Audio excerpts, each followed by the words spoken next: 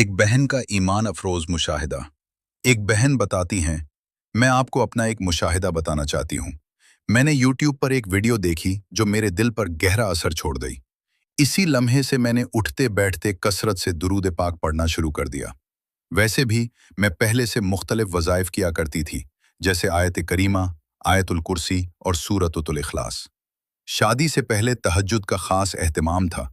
नमाज और तिलावत मेरा मामूल था और दिन भर भी जिक्र इलाही जारी रहता था।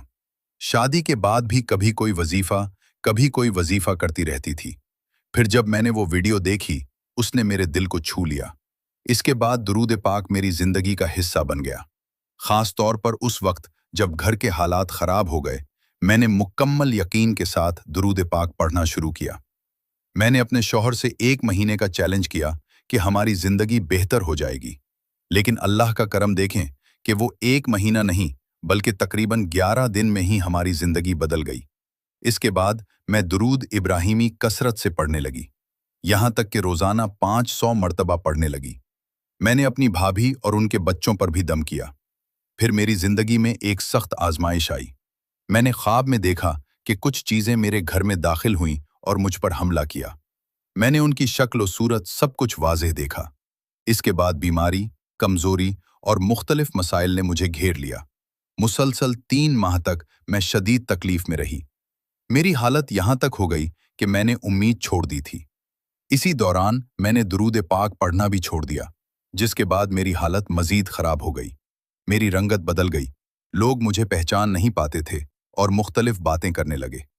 मैंने बहुत जगह इलाज करवाया, लेकिन मसला हल न हुआ। एक वक्त ऐसा आया कि घर वालों को भी एहसास हो गया कि मेरे साथ कुछ गैर मामूली हो रहा है। मेरी आवाज़ तक बदल गई थी। मैंने 1 साल तक इस आजमाइश का मुकाबला किया, बहुत रोई, बहुत दुआएं की। फिर मैंने दोबारा दुरूद इब्राहिमी पढ़ना शुरू किया।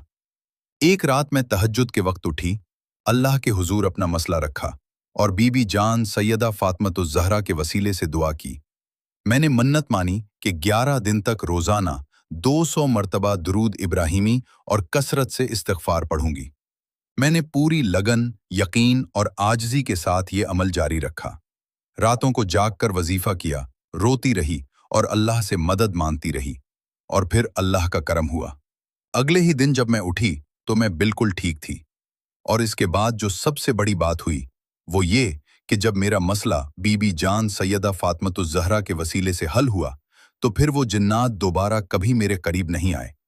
न वो मेरे अंदर दाखिल हो सके और न ही मुझे हाथ लगा सके।